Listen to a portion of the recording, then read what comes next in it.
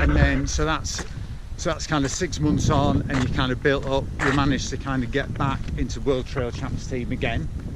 So that was earlier this year, wasn't it? Oh yeah, so that was early. So I went through 2018, and I just picked out a few races here and there. Yeah. Nothing massive, and they sort of went all right. And I got selected the following year. So this is 2 years after the operation. Yeah. For the World Trail, but that didn't go so well. So no. Maybe not talk about that.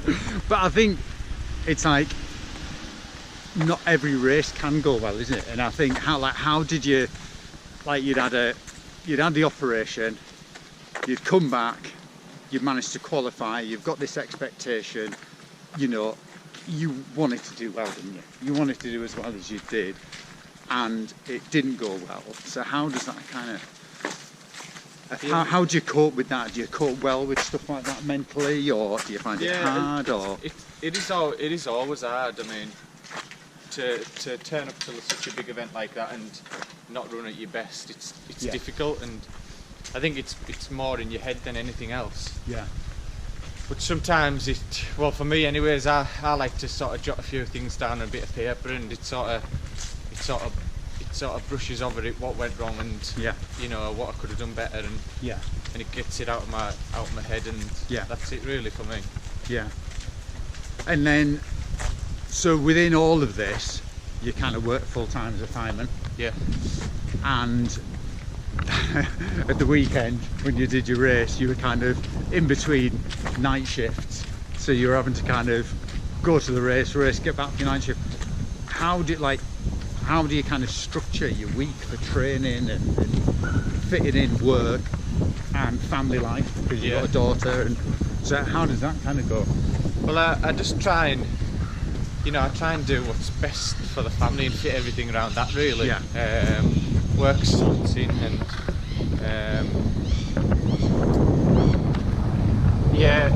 it's like I reckon we'll just keep heading up here. Yeah, so for running, if Isabel's off, I do try and get up early and get out before she's got up, before Sophie's awake. But it's quite good now. Isabel's doing 9 o'clock till 3:15, so I've got that gap in the middle of the day where I can get out. I do still get out in the mornings before day shift, and I'm pretty flexible. Dive up here, I reckon it might be more sheltered. Yeah. So what would you like, your early morning runs, what kind of time are you getting up for those?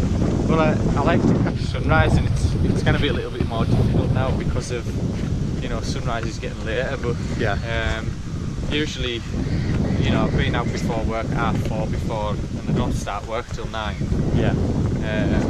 Get a few hours in. It's not always, I don't run hard in the morning either. It's more like playing out. Just enjoying the fells. Maybe running a little section or different bits where there's no trail, or just getting out up somewhere different. So how far would you like? Is it just time? Is it like you'll go out for an hour, or is it kind of miles, or? It's just time really. So probably typically I do maybe between sort of an hour and a half to 2.5 in the morning before we at work. Then later on in the day, get a chance to use the treadmill.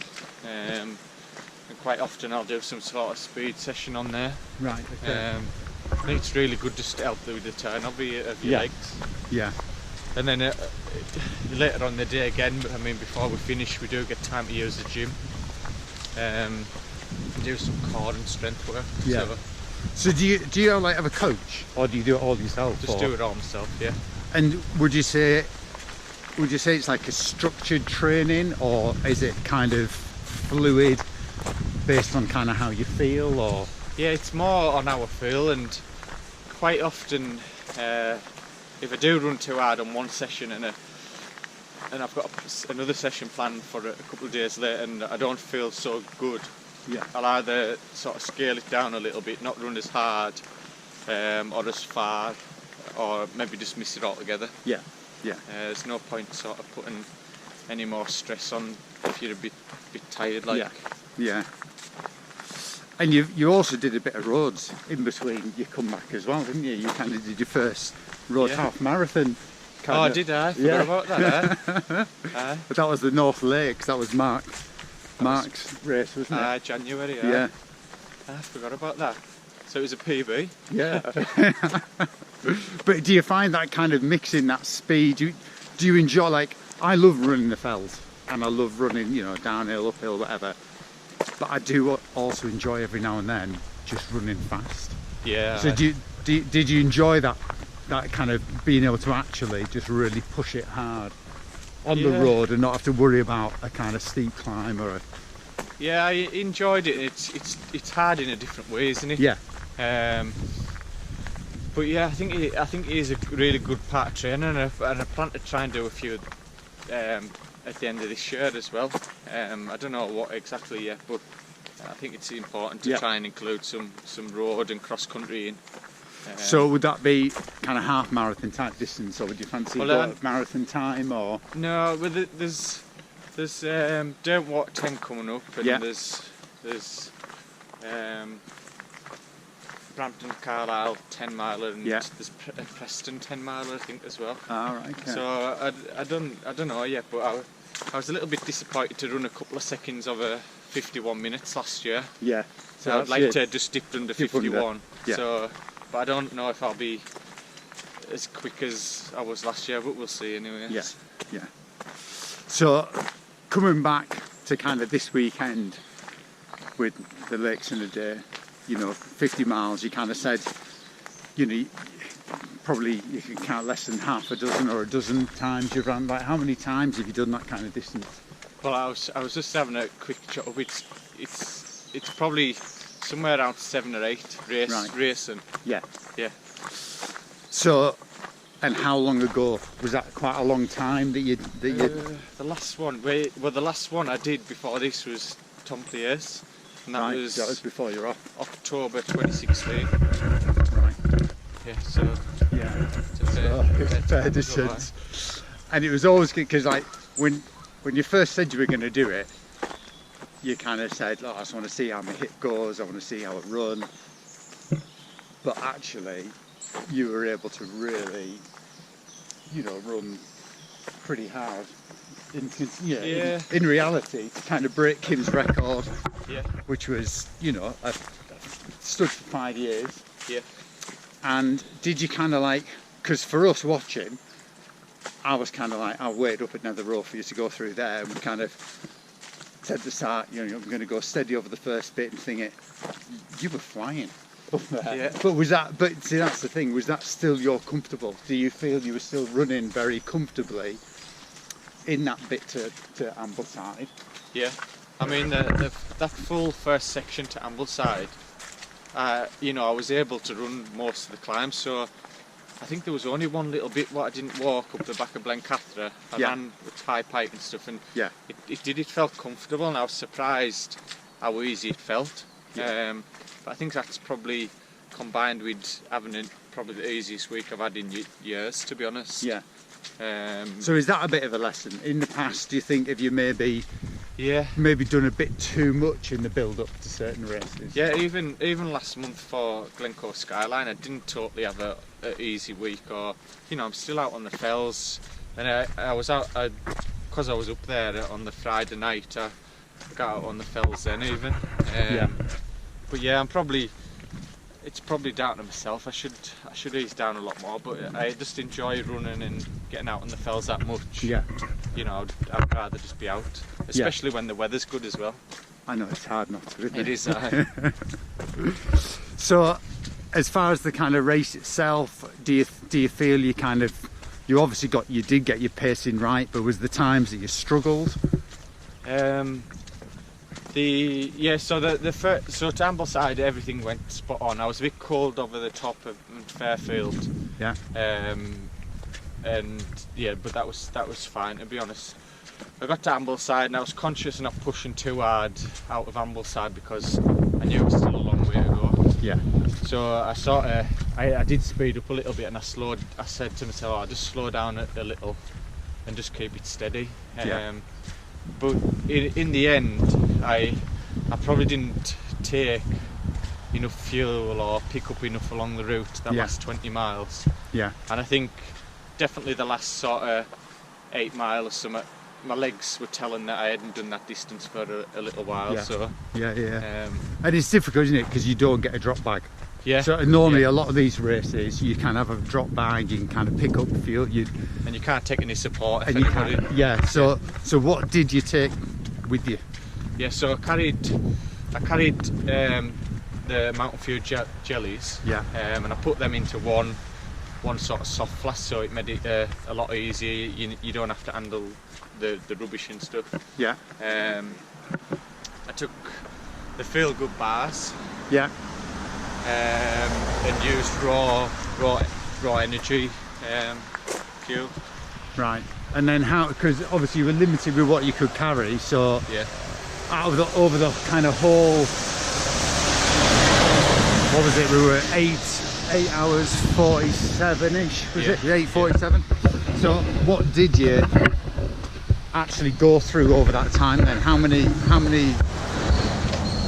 raw energies? How many jellies?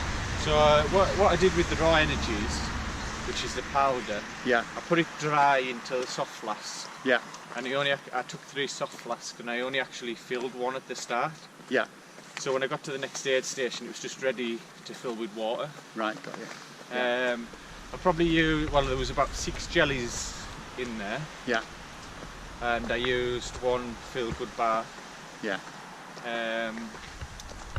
And apart from that, I didn't really use a lot else. I took bananas from the aid stations. Yeah. I had some Coke towards the end, Yeah. and that was it, to be honest. Yeah. Probably not enough. No. But still enough to break the record. Yeah. And then how do you I think, without a doubt, having a bit more would have definitely helped how you felt. But there is always that balance, isn't there? Yeah.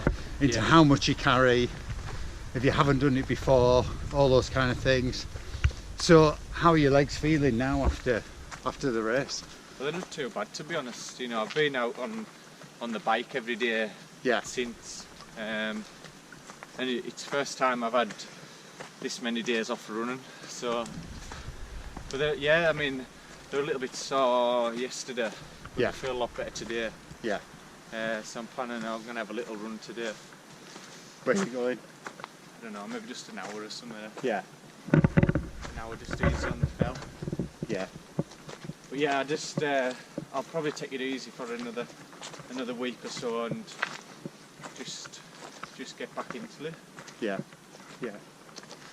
So we're in the lakes, fells, fell racing's been something that you kind of have done a lot of, and a lot of folk obviously in the fell running scene kind of know you for, kind of thing. Yeah. Do you prefer fell running? Do you prefer running abroad in the kind of international type mountain races? What's your kind of favourite, or is it impossible to kind of say which you prefer?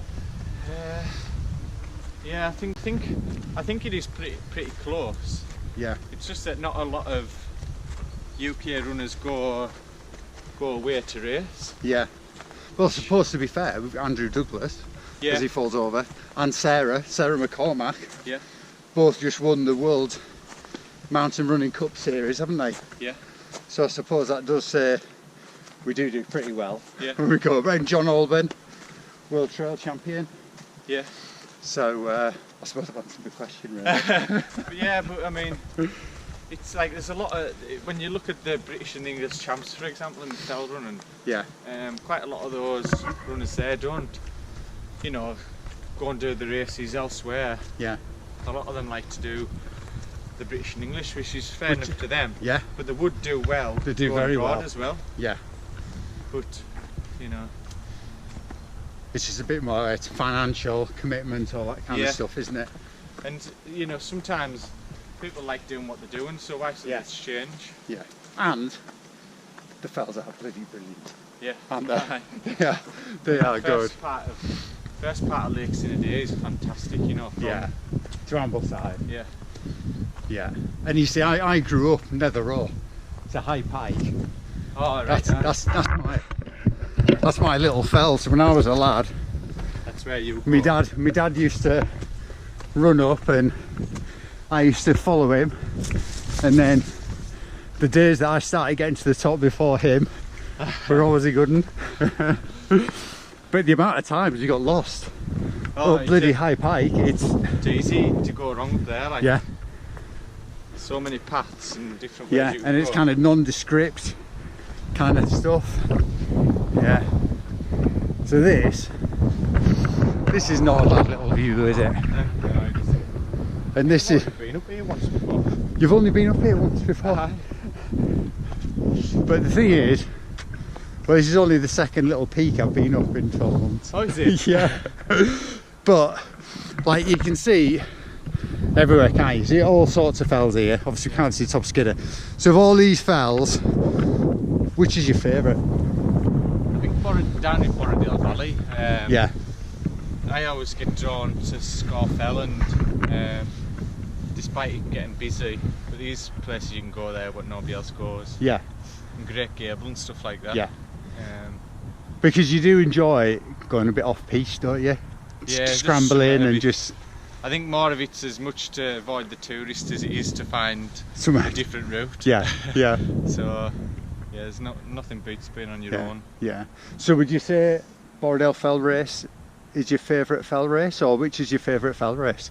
Yeah, I mean there's loads, but yeah, Borrowdale's probably one of them. Bosdale Fell Race, you know, even races like Causey Pike and stuff like that as well. Yeah. They're all great races. Yeah. So do you think you'll ever go back to doing the English or the British champs? I don't know, I keep thinking that I will every year, but it's the commitment, and you know, I try and fit races in around work rather than fit working around races, because I would have to take time off and I don't get a lot of flexible days. Yeah. So I just do it when I'm off, so I'll look at the calendar and see when I'm off and see what's on. Yeah. But yeah, I would like to, and I probably could. I mean, the British is only 3 races, so I don't know. Maybe. And then they're all long. There's a lot of longs next year, isn't there? Oh, is there? There's more longs in next year. Well, maybe next year's time to have a go at it. Yeah, because it would be great to see, wouldn't it? You know, because Yeah, there's, you know, with Carl going well, and there's loads of folk running well, isn't there? Aye. It'd be brilliant competition. Yeah, and I feel as though I don't think I've competed in it since I was, you know, under 23 or something like that. Yeah, yeah, So yeah. good to have another go at it. Another go, fantastic. Well, I reckon we've kind of talked enough. Folk can just enjoy this view, and we'll have a wander back. So. In fact, no, I'll tell you one last thing, and it could be a bit controversial, this one.